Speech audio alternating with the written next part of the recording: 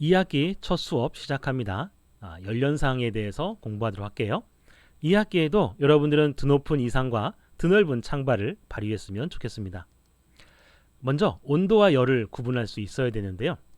온도는 뜨겁고 차가운 정도를 가리키는 물리량입니다. 우리가 일상생활에서는 섭씨 온도를 사용하죠. 물이 어는 점을 0도로 하고 끓는 점을 100도씨로 해서 100등분해서 사용을 하는 온도입니다. 근데 물리에서 말하는 온도, 물리에서 계산할 때 사용하는 온도는 섭씨 온도가 아니라 절대 온도를 사용을 합니다. 절대 온도는 K라고 쓰고 켈빈이라고 읽어요. 그래서 0켈빈은 분자가 움직이지 않는, 분자 운동이 멈추는 이상적인 온도입니다. 실제로 분자 운동이 멈출 수는 없거든요. 그런데 이렇게 온도를 낮추다 보면은 분자 운동이 점점 줄어들어요. 그거를 이렇게 추세선을 딱 그려보면은 언제쯤이면은 분자 운동이 멈출 거라고 우리가 추론할 수 있겠죠. 그때의 온도를 우리가 절대 온도 0켈빈이라고 이야기를 합니다. 자, 근데 이 절대 온도의 간격, 그러니까 1켈빈, 2켈빈 할 때 그 켈빈 사이의 그 간격은 섭씨 온도와 똑같은 간격을 가지고 있습니다. 그래서 섭씨 온도를 절대 온도로 우리가 환원할 수 있어요. 그래서 절대 온도는 섭씨 온도에 273을 더하면 됩니다. 그래서 0도씨 그러면 273 켈빈 이렇게 이해를 하면 되겠습니다. 물론 이것도 아주 정밀하게 이야기하면 273.15입니다. 하지만 우리가 중력가스도 계산할 때 9.8로 하다가 10으로 계산하는 경우 많잖아요.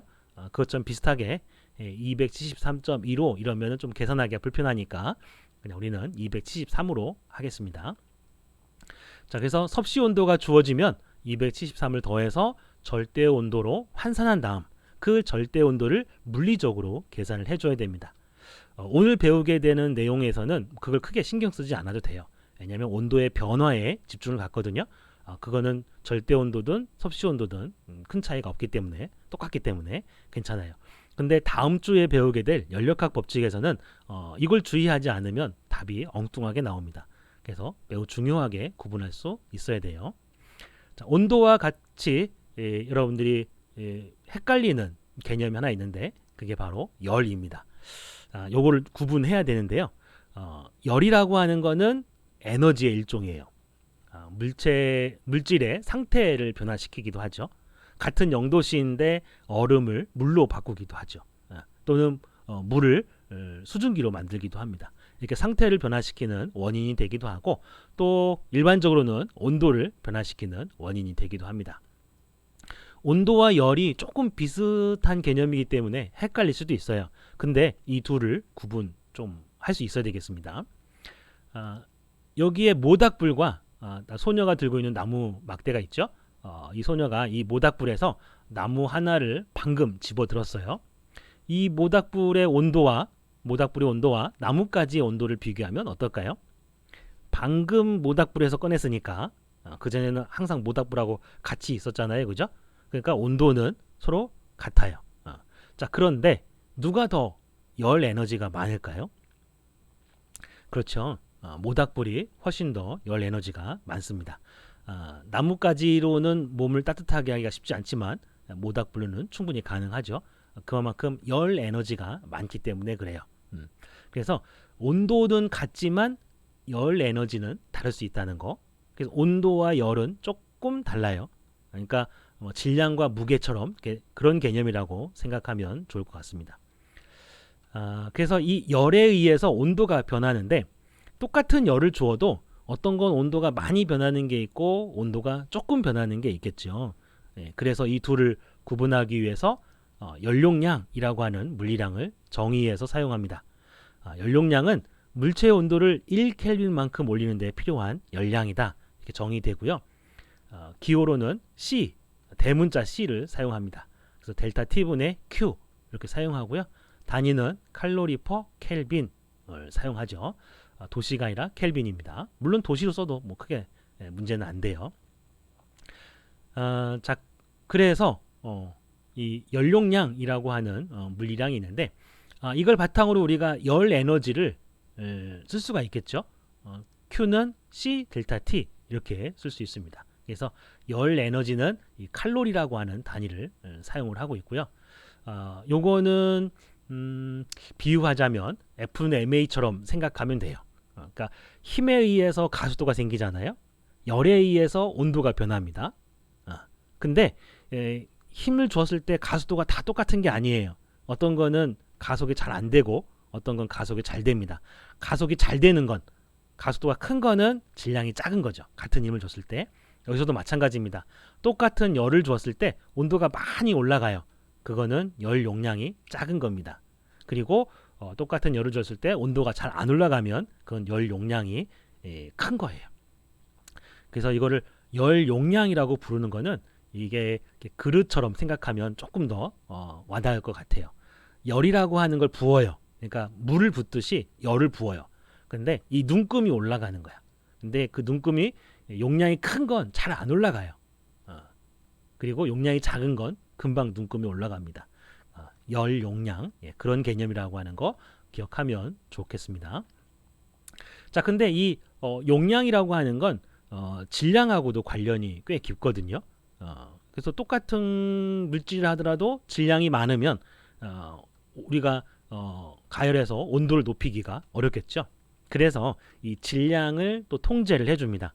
그래서 단위 질량을 단위 온도 높이는 데 필요한 열량, 그걸 우리가 비열이라고 해서 또 정의를 하죠. 얘는 스몰 c를 사용을 합니다. 열용량은 라지 c, 비열은 스몰 c. 단위 질량을 단위 온도만큼 올리는데 필요한 열량. 그래서 1g을 1켈빈만큼 올리는데 필요한 열량. 단위는 칼로리 퍼 그램 켈빈, 이렇게 씁니다. 자, 그러다 보니까 비열하고 열 용량은 이런 관계가 있죠. 열 용량은 비열과 질량의 곱이다라고 볼 수가 있고요. 그래서 앞에서 설명했던 이 열량은 Q는 cm 델타 T, 이렇게 표현할 수가 있겠습니다. 뭐 시멘트라고 이야기하기도 하고 뭐 씨암탉이라고 이야기하기도 하죠. 열량은 cm 델타 T로 구할 수 있다는 거 꼭 기억해 두세요. 자, 온도와 열 구분할 수 있겠죠? 같이 한번 예제를 풀어보도록 하겠습니다. 포스텍에서 실제 심층 면접에 출제되었던 문제입니다. 끓는 물에는 화상을 입어요. 근데 똑같은 100도씨의 한증막에 들어가서는 화상을 입지 않습니다. 그 이유가 뭔가라고 하는 건데요. 일시정지 버튼 누르고 고민을 좀 많이 하고 그 다음에 정답을 보면 좋겠습니다. 잘 맞췄나요? 물은 열 용량이 매우 커요. 그래서 많은 양의 열을 가지고 있습니다. 그 열들을 사람에게 전달할 수 있기 때문에 사람들이 화상을 입을 수가 있는 거죠. 근데 한증막에 있는 기체는 물에 비해서 입자의 개수가 굉장히 적어요. 질량이 굉장히 작습니다. 그렇기 때문에 열 용량이 작아요. 그래서 사람에게 전달하는 열량이 작습니다. 그래서 한증막에 100도씨 한증막에 가서는 화상을 입지 않아요. 하지만 100도씨 물에 들어가면 화상을 입는 이유가 물의 질량이 엄청나게 많기 때문이다. 열 용량 때문에 그렇다라고 하는 걸 기억하면 좋을 것 같습니다. 앞에서 선생님이 깜빡하고 설명을 안 했는데 동해안하고 서해안하고 한여름에 어느 쪽이 더 시원한지 알아요? 동해안이 조금 더 시원합니다. 서해안이 좀 더워요. 왜 그런지 혹시 아는 친구 있을까? 서해안은 물의 깊이가 얕아요. 100m 정도 이내입니다. 대부분. 그렇다는 얘기는 물의 양이 적어요. 그래서 서해 바다의 온도를 높이는데 열이 조금 필요합니다. 그래서 서해 바다 물의 수온이 금방 올라가요. 그에 비해서 동해는 굉장히 수심이 깊습니다. 그래서 물의 온도를 높이기가 어려워요. 그래서 햇빛이 막 쬐어도 물의 온도가 잘 안 올라갑니다. 그래서 동해안이 조금 상대적으로 시원하죠. 이것도 열 용량과 관련되어 있는 현상 중에 하나입니다. 자, 하나 더 볼게요. 카이스트에서 출제되었던 문제인데요. 고대 사극에서 보게 되면 성 위에서 적병을 향해서 끓는 물을 붓지 않아요. 끓는 기름을 붓습니다. 자, 그 이유를 설명하라 라고 하는 건데요. 역시 마찬가지입니다. 일시정지 누르고 곰곰이 한번 생각해 보세요. 정답은 비열에 있거든요. 물은 다른 물질에 비해서 상대적으로 비열이 굉장히 큽니다. 거의 모든 물질들 중에서 가장 크다라고 보면 돼요. 물론 100%는 아닙니다. 소수 물질들은 물보다 비열이 크긴 하지만 거의 모든 물질들은 물보다 비열이 작아요. 뭐 기름도 예외는 아니죠. 그래서 같은 양의 열을 주면 같은 질량의 열을 주면은 물보다는 기름이 더 빨리 끓어요. 그러니까 적병이 막 쳐들어오고 있는데 물을 끓이고 있으면 시간이 한참 걸린다는 얘기죠. 근데 기름은 금방 끓어요. 자, 그런데 그렇다고 해서 열 용량이 큰 건 아니잖아요. 열 용량이 커야 사람한테 열을 더 많이 주어서 화상을 입힐 수 있는데, 근데 왜 기름을 또 사용하느냐? 기름은 점성이 있거든요. 그러니까 물은 맞으면 그냥 대부분 다 흘러가고 끝납니다. 근데 기름은 살이나 갑옷 이런 데에 붙어 있어서 오랫동안 열을 줄 수가 있습니다. 그래서 열 용량은 작더라도 오랫동안 열을 주니까 그래서 물보다는 더 심한 화상을 일으킬 수 있습니다. 물론 경험에서 우러나온 거긴 하겠지만 물리적으로 이렇게 설명할 수도 있습니다. 조금 난이도 있는 문제를 한번 풀어볼까요? 자, 밀도가 D1, D2이고 비열이 C1, C2인 두 액체를 혼합해서 비열이 C인 액체를 만든다고 합시다. 두 액체의 비율은 어떻게 해야 될까요? 어떻게 조정을 해야 C라고 하는 비열을 가진 물체를 만들 수 있을 거냐라고 하는 겁니다. 역시 마찬가지예요. 꼭 스스로 풀어보고 선생님이 설명을 들읍시다. 자, 밀도가 있고 부피가 있네요. 둘을 곱하면 뭐가 나오죠? 질량이 나오죠. 질량도 있고 그러면 비열도 있는 셈이네요. 아하, 연용량이 그죠? 연용량이 보존되는 개념을 사용하면 되겠다라고 생각할 수 있습니다. 자, 그래서 원이라고 하는 물질의 연용량이 있고 2라고 하는 거에 연용량이 있으면 그 두 물질을 더하면 합쳐진 연용량이 되겠죠. 그래서 식으로 쓰면 이렇게 C1, D1, V1 요게 원이라고 하는 물체의 연용량이고요. 요거는 2라고 하는 물체의 연용량이겠죠. 요 두 개를 합쳐요. 그러면은 전체 질량에 대해서 비열을 가지는 셈이 되는 거죠. 연용량이 보존된다라고 하는 개념을 쓸 수가 있는 겁니다. 양변을 V1으로 나누고요. 이항을 해서 계산하면 이런 값이 나옵니다. 이렇게 해서 우리가 비열을 알고 있는 물질들을 조합해서 새로운 비열을 가진 액체를 만들 수도 있습니다. 열과 온도를 여러분들 구분하고 연용량과 비열을 구분할 수 있어야 되겠습니다. 자, 두 번째 중요한 개념인데요. 열량 보존의 법칙입니다. 이거는 뜨거운 물체하고 차가운 물체를 같이 섞어놨을 때 뜨거운 물체는 온도를 열 에너지를 잃어버리면서 온도가 내려가겠죠. 차가운 물체는 열 에너지를 받아서 온도가 올라갈 겁니다. 이때에 에너지가 보존된다라고 하는 개념이죠.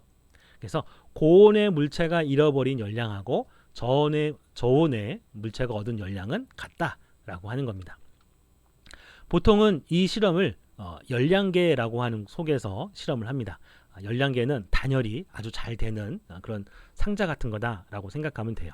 물론 100% 되는 건 아니지만 짧은 시간 안에서는 충분히 단열되어 있다라고 볼 수 있습니다. 여기에 물이 있는데 달궈진 금속을 집어넣어요. 그러면 금속은 온도가 내려가겠고 물은 온도가 올라가겠죠.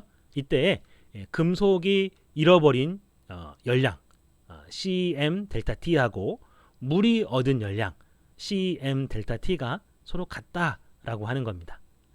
그게 열량 보존의 법칙이고요.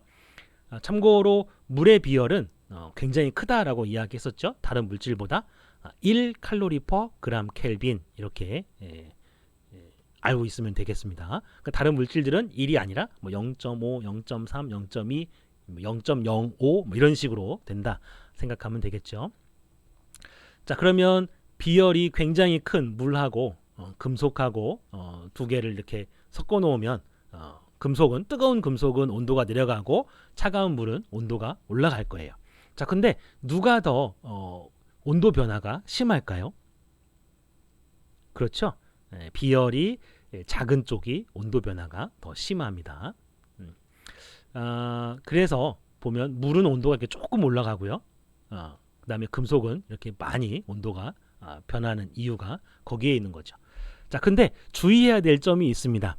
두 물체의 우리가 질량을 모르고 있다라고 한다면 비열을 논의할 수가 없어요. 비열이라고 하는 거는 단위 질량을 단위 온도 높이는 데 필요한 열량이거든요. 그래서 질량에 대한 정보를 알고 있어야 됩니다. 근데 물의 질량이나 금속의 질량이 나와 있지 않은 상태에서 물의 온도가 조금 변했다라고 하면 이거는 비열 때문이다라고 말하면 안 되고요.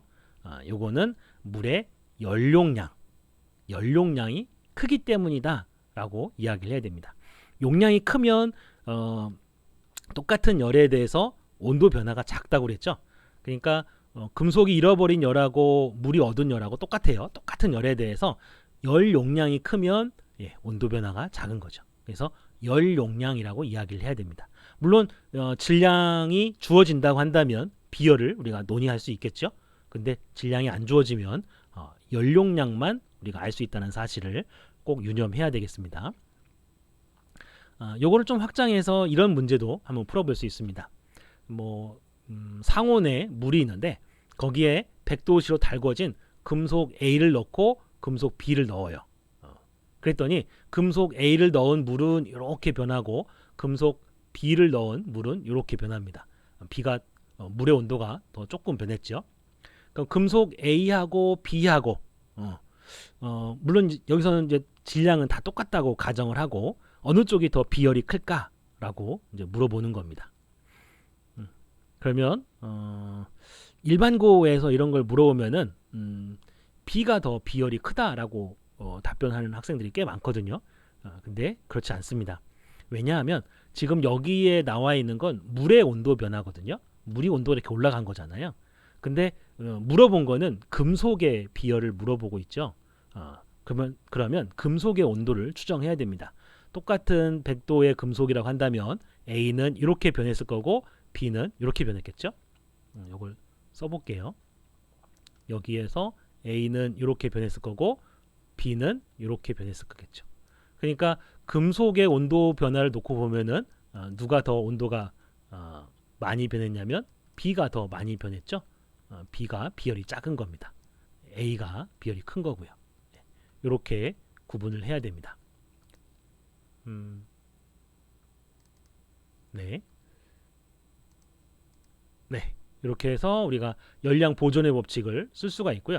이걸 사용을 하면 비열을 알고 있는 물을 이용해서 미지의 물질의 비열을 우리가 계산하는 데 사용할 수 있습니다. 예제를 풀어볼게요. 자, 이것도 일시정지 버튼 누르고 문제 잘 읽고 풀어보세요. 네, 충분히 풀어봤죠? 같이 한번 살펴보겠습니다. 열량 보존의 법칙에 의해서 물이 잃어버린 열량하고 금속이 얻은 열량이 같다라고 놓고 문제를 풀어야 되겠습니다. 자, 물의 비열 얼마라고 그랬죠? 1 칼로리 퍼 그램 켈빈. 1이고 질량은 300g이고 온도 변화는 100도씨에서 70도가 됐죠. 그죠? 30도만큼 온도가 변했습니다. 이게 물이 잃어버린 열량이고요. 그 다음에 금속이 얻은 열량은 금속의 비열 C에다가 질량에다가 온도 변화 이렇게 곱하면 되겠습니다. 이항해서 계산하면 0.6 칼로리 퍼 그램 켈빈이라고 할 수 있습니다. 자, 이렇게 계산할 수 있어야 돼요. 프린트에 보면은 조금 더 한 단계 나아간 문제가 있습니다. 요거는 어떤 문제냐면 100도씨로 뜨거워진 1kg의 금속고를 40도씨의 물 300g에 담겨있는 열량계에 넣었더니 한참 후에 온도가 50도가 되었습니다. 이상적으로 생각하면 이 열량계는 완벽하게 단열이 되어야 돼요. 그런데 이 열량계가 이상적이지 않고 현실적이에요. 그래서 얘도 물 100g하고 비슷한 수준 정도의 열 용량을 가지고 있다. 그러니까 용기도 온도가 올라간다 라고 하는 것까지 고려해서 이제 문제를 풀어라 라고 하는 겁니다. 요건 프린트에 있는 거니까 여러분들 꼭 풀어보세요. 요거는 선생님 정답 알려주지 않고 여러분들이 계산해서 입력을 하면 정답을 확인할 수 있고 정확한 풀이는 다음 주에 공개하도록 하겠습니다. 자, 그 다음에 이 열에 의해서 상태가 바뀔 수 있다라고도 이야기를 했었죠. 그래서 0도씨 이하에 해당이 되는 이 부분이 얼음을 가리키고요. 열을 가하면 얼음도 온도가 이렇게 올라가요. 그리고 얼음이 녹죠. 그리고 0도씨에서 100도씨 사이에 물이 존재하는 거고요. 100도씨 이상에서는 수증기가 되는 겁니다. 이때 그 얼음하고 물하고 공존하는 구간이 있어요.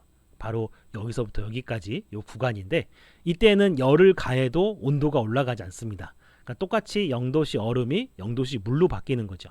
그때 필요한 열량을 우리가 융해열이라고 이야기를 하고, 대략 한 80칼로리 퍼 그램, 1g의 얼음을 녹이는데 80칼로리가 필요하다라고 하는 거죠. 뭐 외울 필요는 없습니다. 문제에서 주어질 거예요. 그 다음에 이제 기화열이라고 해서 액체의 물이 수증기가 되는데 필요한 열량입니다. 역시 대략적으로 540칼로리 퍼 그램, 이렇게 이해를 하면 되겠습니다.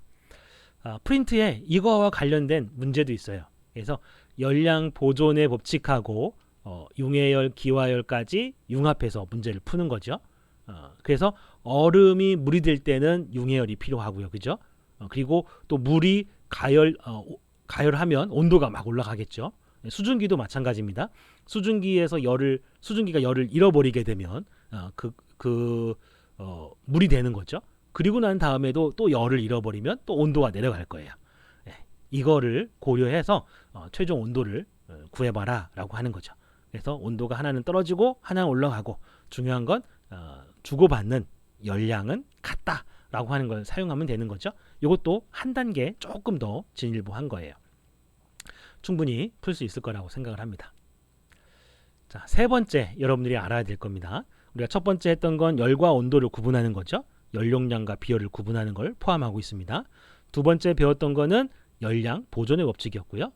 세 번째는 열의 일당량입니다. 이건 줄이라는 사람이 실험을 해본 건데, 우리가 역학적 에너지가 있잖아요. 일 에너지가 있습니다. 쭉 얘가 내려오면은 일을 해요. 그 일에 의해서 이게 막 회전을 합니다. 그래서 물의 온도를 높일 수가 있겠죠. 결국은 일 에너지를 써서 물의 온도를 높이는 거니까 일 에너지가 열 에너지로 이렇게 변한 거죠. 그래서 일 에너지와 열 에너지도 똑같은 에너지다라고 하는 걸 증명을 한 건데, 근데 이들 사이에는 단위가 좀 달라요. 일 에너지 사용할 때는 일 에너지 사용할 때는 우리가 줄이라는 단위를 사용하죠. 하지만 열 에너지를 다룰 때는 칼로리라고 하는 단위를 사용합니다. 그래서 이들 사이에는 일당량이라고 하는 상수가 하나 들어가야 돼요. 그래서 W는 JQ라고 쓰고요. W가 일 에너지고 그 다음에 Q는 열 에너지입니다. 그래서 J를 우리가 열의 일당량이라고 이야기하고, 요거는 4.2 줄 퍼 칼로리입니다. 그래서 1칼로리는 4.2줄에 해당이 돼요. 우리가 앞서 물의 비열을 1칼로리 퍼 그램 켈빈이라고 이야기했었죠. 근데 이거를 우리가 줄 단위로 써서 표현할 수도 있습니다. 그 경우에는 대략 4.2 줄 퍼 그램 켈빈이라고 쓸 수가 있는 거죠. 이렇게 환산해서 문제를 풀 수 있어야 되겠습니다. 자, 이것도 문제는 풀어주지 않겠지만 여러분들 한번 프린트에 있으니까 꼭 풀어봐야 됩니다. 수능에 나왔던 문제예요. 사람이 42뉴턴의 힘으로 일을 하는 거죠. 그 일로 물의 온도를 높이는 거예요. 그래서 액체가 흡수한 열량을 구하고 또 온도 변화를 구하는 문제입니다. 자, 이것도 뭐 크게 어렵지 않아요. 공식을 대입하면 되니까. 자, 마지막입니다. 마지막이 아니네요. 5번째까지 있으니까 열의 이동에 대해서 설명하도록 하겠습니다. 열의 이동 방법에는 3가지가 있어요. 전도, 대류, 복사. 그 중에 전도는 분자의 진동이 옆으로 전달되고 또 그 진동이 또 그 옆으로 전달되는 거죠. 그걸 우리가 전도라고 부릅니다. 우리가 같은 질량의 물체가 충돌할 때 한 물체가 와서 충돌 딱 하고 나면 걔는 멈추고 그 바깥에 있는 게 튕겨 나가죠. 그거하고 비슷한 원리라고 생각하면 됩니다. 그래서 분자 운동이 진동에 의해서 옆으로 전달되는 거죠. 여기 T2라고 하는 뜨거운 물체가 있고 T1이라고 하는 차가운 물체가 있습니다. 그 사이에 어떤 물질로 연결되어 있어요. 그러면 이 물질을 타고 전달이 가는 거죠. 그러니까 물질이 가는 건 아니고 물질한테 에너지를 전달해가지고 여기까지 가는 겁니다. 이때 이 둘 사이의 길이가 멀면 여기에서부터 여기까지 이동하는 열이 많지 않겠죠. 천천히 이동할 거예요. 같은 시간 동안에 적은 양의 열이 이동할 겁니다. 자, 근데 그래서 이 거리는 이동하는 열량에 반비례하죠. 반면에 이 넓이는 어떨까요? 단면적이 넓을수록 한꺼번에 더 많은 열이 옆으로 전달될 수가 있겠죠. 단면적에는 비례합니다. 그리고 두 지점의 온도 차이가 클수록 또 역시 마찬가지로 열이 잘 이동하겠죠. 그래서 우리가 어렵지 않게 추론할 수 있습니다. 그래서 단위 시간당 흘러가는 열의 양은 단면적에 비례하고 온도 차이에 비례하고 하지만 두 물체 사이의 거리에는 반비례하는 거죠. 전도에 의해서 열이 이동할 때 이런 특징이 있습니다. 자, 근데 여기 가운데 열을 매게 하는 물질의 종류에 따라서 열이 잘 전달되는 게 있고 잘 전달되지 않는 게 있겠죠. 그래서 우리가 열 전도율이라고 하는 K를 앞에다 곱해줍니다. 물질마다 그 고유한 값을 가지고 있어요. 비열도 물질이 가지고 있는 고유한 특성 값이고요. 열 전도율도 물질이 가지고 있는 고유한 특성 값입니다. 간단한 예제 문제를 같이 한번 풀어보도록 하겠습니다. 역시 마찬가지로 일시정지 버튼 누르고요. 고민 충분히 하고 설명을 듣기 바랍니다. 자, 같이 한번 살펴볼게요. 여기는 T1이고 여기는 T2입니다. 그 사이에 K1과 K2라고 하는 물질로 막혀 있는 거죠. 이쪽에서 열이 전달돼서 T2까지 갈 수 있습니다. T1이 온도가 높아요. 자, 그런데 이 접촉면의 온도가 어떻게 될 거냐라고 묻는 거죠. 자, 어떻게 문제를 풀어야 되느냐? T1에서 이 접촉면까지 이동하는 열의 양하고 그 다음에 이 접촉면에서 T2까지 이동하는 열의 양하고 열의 양이 같겠죠. 우리가 전류가 보존되는 거하고 똑같다고 생각하면 돼요. 예를 들어 전선이 있는데 이쪽을 흐르는 전류하고 이쪽을 흐르는 전류가 같겠죠. 같은 일직선상에서 흐르면 이쪽은 조금 흐르고 이쪽은 많이 흐른다라고 하는 건 있을 수가 없습니다. 그죠? 그래서 여기서도 열 에너지가 이동하는 같은 시간 동안에 이동하는 열 에너지는 똑같습니다. 그래서 단위 시간 동안 흐르는 열 에너지가 서로 같다라고 하는 개념을 사용하면 되는 거죠.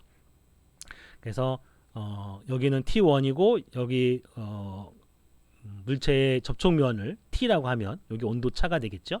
그 다음에 거리는 D1이 되겠고 그 다음에 단면적은 A라고 합시다. 그리고 열 전도율 K1 이쪽은 마찬가지로 K2의 똑같은 단면적이고요. D2분의 T-T2 이렇게 쓸 수 있습니다. 그래서 A 지워지고요. 계산을 해서 이항하고 하면 이런 정답을 얻을 수 있습니다. 다들 맞췄나요? 네, 많이 맞췄을 거라고 생각을 합니다. 자, 여기에서 한 단계 조금 더 나아간 게 프린트에 있는 문제입니다. 이 문제 여러분들 한번 꼭 풀어보기 바래요. 포스텍에서 실제로 출제되었던 문제입니다. 자, 여기서는 앞에 있는 문제에서는 직렬로 연결되어 있죠. 물론 여기서도 직렬로 연결되어 있는 문제도 있습니다만 병렬로 연결되어 있으면 어떻게 될 건가 라고 하는 거예요. 좀 고민을 많이 좀 해볼 필요가 있습니다. 근데 나중에 이제 요걸 보면 알겠지만 요게 나중에 전기 파트에서도 또 굉장히 유용하게 요 개념이 사용되어질 수 있습니다. 그래서 그걸 한번 여러분들이 조금 생각을 했으면 좋겠습니다. 여기에도 뭔가 공식이 있는데요. 공식으로 문제를 풀지 말고 앞에서 했던 그 전도와 관련된 공식 있죠. 요 식을 가지고 논리적으로 조금 전개를 하면은 굳이 뭐 암기해야 되는 공식을 사용하지 않고 요 공식만 가지고도 논리적으로 문제를 해결할 수 있습니다. 자, 그렇게 한번 풀어보기를 권유를 드릴게요. 그 다음에 열의 이동 방법 대류입니다. 대류는 보통 고등학교 교과서에는 안 나와요. 근데 그냥 여러분 상식적으로 알아두기 바랍니다. 분자의 운동에 의해서 열이 전달되는데 뭐 예를 들어서 이렇게 뜨거운 판이 있고 그 사이에 이렇게 그 대류가 그러니까 공기가 이렇게 흘러간다라고 생각을 해요. 그러면 이렇게 흐르는 공기에 의해서 요 판의 온도가 내려가겠죠.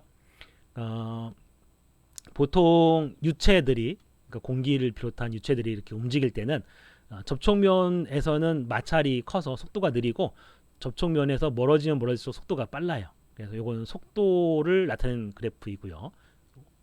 왼쪽에 있는 요 빨간색은 그리고 오른쪽에 있는 거는 실제 온도 변화입니다. 그러니까 이 기체가 이 뜨거운 판에서 열을 가지고 얘가 이동을 해요. 그렇게 하면서 얘는 계속해서 열을 뺏깁니다. 그래서 이렇게 위로 올라갈수록 온도가 내려가는 거죠. 충분히 멀면 요 위쪽에 있는 데에서는 온도가 크게 변하지 않습니다. 사실 무한대는 아닌데 하여튼간 무한대하고 똑같이 온도 변화 거의 안 되는 이런 구간이 있어요. 이 온도 차이에 의해서 그 열이 이동하는 겁니다. 그래서 여기서는 단위 시간당 이동하는 열은 HA 그다음에 온도차 이렇게 여기서도 요 단면적이 크면 클수록 열을 많이 뺏기겠죠.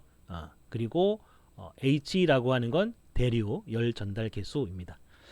외우지 않아도 돼요. 그냥 논리적으로 한 번쯤은 생각해보고 그냥 까먹어도 큰 문제는 안 될 것 같습니다. 복사도 마찬가지예요. 복사도 그냥 한 번 듣고 살짝 까먹었다가 나중에 또 한 번 기억을 상기하면 됩니다. 전자기파 형태로 진공 중에도 전달되는 방식이죠. 전도나 대류는 어떤 물질이 있어야 됩니다. 전도는 전달해서 전달하는 거고 대류는 열을 가지고 이동을 하면서 열을 전달하는 방식이고요. 그에 비해서 복사는 아무것도 없어도 전달되는 겁니다. 요거를 서로 한꺼번에 비교해준 아주 재미있는 그림인데요. 모닥불에 부직갱이를 이렇게 대면은 이 부직갱이가 달궈져요. 그것이 전도를 통해서 사람 손으로 올 수도 있습니다. 그리고 뜨거운 공기가 이동해서 사람을 따뜻하게 만들 수도 있고요. 그 다음에 멀리 떨어져 있지만 이렇게 직선으로 날아오는 복사에서 나오는 빛으로 우리를 따뜻하게 할 수도 있죠. 이렇게 되는 걸 우리가 복사라고 그러고요. 이것도 마찬가지입니다. 앞에 있는 거하고 비슷비슷해요. 다 단면적이 크면 클수록 더 많은 열 에너지를 복사합니다. 그래서 단위 시간당 복사하는 열 에너지는 시그마 엡실론 A T 4승. 여기서는 온도의 4제곱에 비례해요. 온도의 4제곱에 비례해서 열을 많이 방출을 합니다. 여기서 시그마는 스테판 볼츠만 상수이고요. 이건 어떤 특정한 값을 가리키는데 외울 필요는 없습니다. 그리고 엡실론이라고 하는 건 표면의 방사율입니다. 0과 1 사이에 어떤 값을 가지고 있다라고 보면 되고요. 혹시 뭐 복사와 관련된 선행을 한 친구들은 아마 이런 식을 많이 봤을 겁니다. 이 B는 시그마 T 4승. 그래서 인터넷 검색해도 아마 이 식이 더 많이 나올 거예요. 근데 이거는 어떻게 된 거냐면 여기에는 이 B라고 하는 게 단위 시간, 단위 면적을 통해서 방출하는 에너지를 의미합니다. 그러니까 요 A가 왼쪽으로 간 거죠. 그리고 얘는 이 B라고 써 있죠. 블랙바디, 흑체라고 불러서 방사율이 1이 되는 물질입니다. 2가 1이니까. 그래서 사실은 이 식이나 같은 건데 인터넷상에서는 이게 더 많이 나오죠. 근데 우리는 이제 단위 시간당 이동하는 열의 양으로 전도, 대류, 복사를 하고 있으니까 이렇게 설명을 한 겁니다. 대류하고 복사는 뭐 이런 게 있다라고 하는 정도만 알면 되고요. 전도는 조금 주의 깊게 계산할 수 있어야 됩니다. 자, 이제 마지막이네요. 열에 의한 팽창까지 배우도록 하겠습니다. 자, 길이 팽창이라고 하는데 어떤 그 막대가 있는데 얘를 가열하면 얘가 길이가 늘어나요. 팽창을 합니다. 근데 늘어나는 정도는 원래 길이가 길면 길수록 더 많이 늘어나겠죠. 그죠? 1cm가 늘어나는 거하고 10cm가 늘어나는 거하고 10cm는 1cm들이 10개가 모여 있는 거잖아요. 그래서 늘어나는 길이는 원래 길이가 길면 길수록 더 많이 늘어납니다. 그리고 물론 가열해서 온도차가 크면 클수록 외부하고 물질하고 온도차가 크면 클수록 또 더 열이 잘 전달되기 때문에 또 잘 팽창을 하겠죠. 그래서 델타 L은 알파 L0 델타 T 이렇게 씁니다. 그래서 알파라고 하는 게 이제 그 선팽창 계수라고 불러요. 제가 쓰는 걸 까먹었네요. 선팽창 계수라고 부르고 L0 이게 원래의 길이입니다. 원래의 길이가 크면 클수록 더 많이 늘어나고요. 또 온도차가 크면 클수록 더 많이 늘어납니다. 근데 물질마다 고유한 값을 가지고 있어요. 어떤 건 잘 늘어나고 어떤 건 잘 안 늘어나요. 그래서 이렇게 표현이 됩니다. 자, 요 식을 조금 풀면 요 L이라고 한 길이의 변화 델타 L이라고 하는 거는 나중 길이에서 처음 길이를 뺀 거죠. 그래서 나중 길이는 처음 길이를 오른쪽으로 이항을 해요. 그러면은 L0 1 플러스 알파 델타 T라고 쓸 수도 있습니다. 그래서 이렇게 표현될 수도 있고 왼쪽처럼 표현될 수도 있고요. 그래서 길이 팽창은 어떤 식으로든 똑같은 식이다라고 하는 거 이해를 하고 있어야 되겠습니다. 옛날에 이 철로를 그 일직선으로 이렇게 쭉 깔았거든요.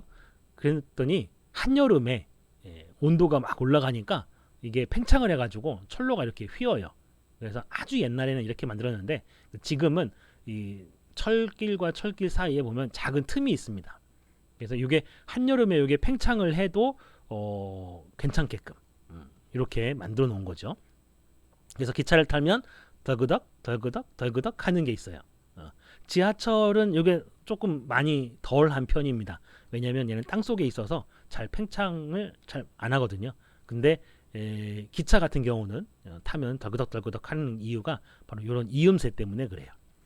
길이 팽창을 고려해서 만든 거죠. 길이 팽창이 조금 더 확장이 되면 면 팽창이 됩니다. 면 팽창도 마찬가지예요. 원래 면이 넓은 것이 이 변화된 델타 A도 더 크게 만들죠. 그리고 온도 변화가 크면 클수록 역시 마찬가지로 변하는 면의 양이 더 큽니다. 그리고 물질마다 다르겠죠. 감마라고 하는 상수로 우리가 면팽창 계수로 우리가 쓸 수가 있습니다. 이것도 왼쪽 거하고 똑같은 방식을 쓸 수 있는데요. 여기서는 이렇게 쓸 수도 있어요. 왜냐하면 가로도 늘어나고 세로도 늘어나거든요. 그래서 가로도 팽창하고 똑같은 선팽창으로 가로를 팽창하겠죠. 그다음에 세로로도 똑같은 선팽창으로 팽창할 겁니다. 그래서 가로의 길이 곱하기 세로의 길이가 면적이니까 그래서 요 L0 L0 곱하면은 A0 이렇게 된다라고 보면 되겠죠. 그 다음에 늘어난 길이 요거의 제곱이 됩니다. 근데 요 알파 이 선팽창 계수라고 하는 게 굉장히 작아요. 구리 같은 경우가 10의 마이너스 5승 정도 되거든요. 그래서 이 온도 변화에 비해서 알파가 굉장히 작기 때문에 요걸 제곱을 하게 되면 알파의 제곱은 너무 작아서 무시할 수 있습니다. 우리가 1학기 때 테일러 전개 배웠던 거 기억나죠? 1 플러스 n인 저기 뭐였죠? 1 플러스 알파의 n승 이렇게 되면은 1 플러스 n 알파 이렇게 쓸 수 있잖아요. 그죠? 네. 그래서 요거를 우리가 어떻게 쓸 수 있냐면 이렇게 쓸 수 있습니다. 그래서 1 플러스 2 알파 델타 t라고 쓸 수 있거든요. 그래서 1 플러스 2 알파 델타 t라고 쓸 수 있는 거를 요거를 또 a 제로라고 하는 거를 이쪽으로 이항을 하면 델타 A 이렇게 나와서 이렇게 표현될 수 있습니다. 그러니까 요거하고 왼쪽에 있는 거하고 같은 방식으로 표현을 한 거죠. 그러고 보면은 이 면팽창 계수가 요 감마가 선팽창 계수의 2배다라고 하는 것도 알 수 있습니다. 부피 팽창은 이제 세제곱이죠. 똑같은 패턴으로 쓸 수가 있고 역시 마찬가지로 가로, 세로, 높이가 변하니까 세제곱이 될 겁니다. 이것도 마찬가지죠. 여기 베타가 아니라 알파입니다. 선생님이 이미 동영상을 많이 진행을 해서 이거 그냥 갈게요. 베타가 아니라 알파예요. 알파 1 플러스 알파 델타 t라고 하는 걸 세제곱을 한 겁니다. 역시 마찬가지로 테일러 전개를 합니다. 알파가 굉장히 작기 때문에 그거의 제곱이나 세제곱한 항은 다 0으로 근사를 시키면 3알파 그죠? 3알파만 살아남아요. 그래서 델타 V는 3알파 V0 델타 T. 그래서 부피 팽창 계수 베타는 성팽창 계수의 3배 정도 된다라고 하는 거죠. 이렇게 여러분들이 이해를 하면 되겠습니다. 고체 같은 경우는 이렇게 쓰는데요. 기체 같은 경우에는 요 그 팽창 계수가 다 똑같아요. 기체의 종류에 관계없이 273분의 1만큼 증가합니다. 가열을 했을 때 기체에 이런 특징도 있다라고 하는 것도 기억을 해두세요. 여기서 잠깐 작은 문제 하나 살펴보고 넘어갈게요. 너트와 볼트가 이렇게 꽉 끼워져 있습니다. 그러면 이 볼트와 너트를 둘 다 가열하면 이 너트와 볼트 사이에 있는 요 작은 틈이 있겠죠. 자, 그 틈이 더 넓어질까요? 아니면 더 좁아질까요? 한번 일시정지 누르고 곰곰이 생각을 해보세요. 네, 정답은요. 틈도 넓어집니다. 요 틈도 넓어져요. 왜냐하면 요 안쪽에 있는 이 원형이 있죠. 요거의 길이도 더 팽창을 해야 되거든요. 그러니까 부피라고 하는 건 결국은 길이잖아요. 그러니까 요 안쪽에 있는 길이도 팽창을 해야 됩니다. 그러니까 반지름이 더 커지는 거죠. 이렇게 이렇게 더 커지고요. 그다음에 물론 요 안에 있는 볼트도 팽창을 하겠죠. 근데 요 바깥에 있는 너트가 길이가 더 길어요. 요 둘레의 길이가 더 깁니다. 그러니까 그 원래 길이가 길면 길수록 늘어나는 길이가 더 크잖아요. 그래서 요 안쪽에 있는 것보다 바깥쪽에 있는 게 이 둘레의 길이가 더 기니까 이 둘레의 길이가 더 많이 팽창을 해서 이 둘 사이에 틈이 더 벌어지게 됩니다. 그래서 너트하고 볼트가 꽉 끼어가지고 이게 잘 안 돌아갈 때가 있습니다. 그때는 어떻게 하면 되냐면 뜨거운 물을 부어주면 돼요. 그러면은 이 둘 사이의 틈이 이렇게 팽창을 하면서 잘 돌아가게 됩니다. 선생님이 아내하고 이렇게 연애를 할 때 약간 좀 아는 척을 했었던 적이 있습니다. 어떤 때냐면 설거지를 하다 보면은 밥 공기하고 밥 공기가 이렇게 딱 끼워져 가지고 잘 안 빠지는 경우가 있어요.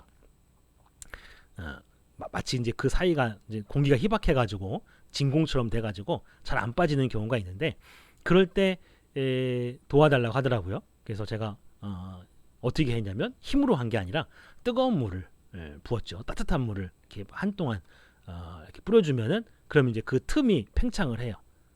팽창을 해서 쉽게 분리가 됩니다. 그래서 물리적으로 이렇게 막 설명했더니 아내가 되게 신기하면서 좋아하더라고요. 이런 것도 우리가 생활의 지혜로 사용할 수 있습니다. 팽창과 관련된 재미있는 문제 하나 살펴보도록 하겠습니다. 역시 일시정지 버튼 누르고요. 꼼꼼하게 읽고 문제 푼 다음에 선생님 설명 듣습니다. 같이 한번 살펴볼게요. 기본 원리는 그렇습니다. 20도씨로 유지돼야 되는데 45도로 유지되게끔 만들어 가지고 기름이 팽창되게끔 만든 거죠. 그럼 원래보다 훨씬 더 늘어난 부피만큼 이득을 보는 거죠. 얼마만큼 늘어나느냐라고 하는 겁니다. 그래서 늘어난 부피는 델타 V는 베타 V0 델타 T라고 볼 수 있고요. 이때 휘발유의 부피 팽창 계수가 0.001. 얘는 그 단위가 도시분의 1입니다. 도시분의 1. 이렇게 사용을 하는데요. 그러면 숫자 넣어서 계산하면 되겠죠? 베타에다가 0.001. 얘는 1 곱하기 10의 마이너스 3승이고요. 그 다음에 400만 리터라고 했으니까 이거는 4 곱하기 10의 6승 리터 단위겠죠. 그래서 이 부피 변화는 리터 단위로 나올 겁니다. 그 다음 온도가 25도만큼 변했으니까 이렇게 나오고요. 그래서 계산하면 10의 5승이나 됩니다. 꽤 크죠. 그러니까 이게 한 10만 리터 정도 부피가 늘어난 거예요. 그러니까 10만 리터만큼 더 많이 판 거죠. 1리터가 1,700원이니까 10만 리터에 곱하면은 1.7 곱하기 10의 8승. 10의 8승이면 1억입니다. 그러니까 1억 7천만 원 정도의 부당 이익을 취득한 거죠. 그죠? 이 정도의 사기를 칠 수 있을 정도면은 물리를 굉장히 잘하는 사람이겠죠. 물론 요거를 가열하는 데 들어가는 돈도 조금 들어갔겠죠.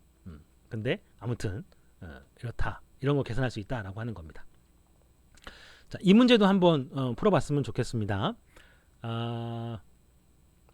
컵이 있는데 거기에 글리세린이라고 하는 걸 가득 채워요. 그러면 컵도 있고 글리세린도 있겠죠. 근데 이거를 가열을 합니다. 가열을 하게 되면 컵도 팽창을 하고 글리세린도 팽창을 해요.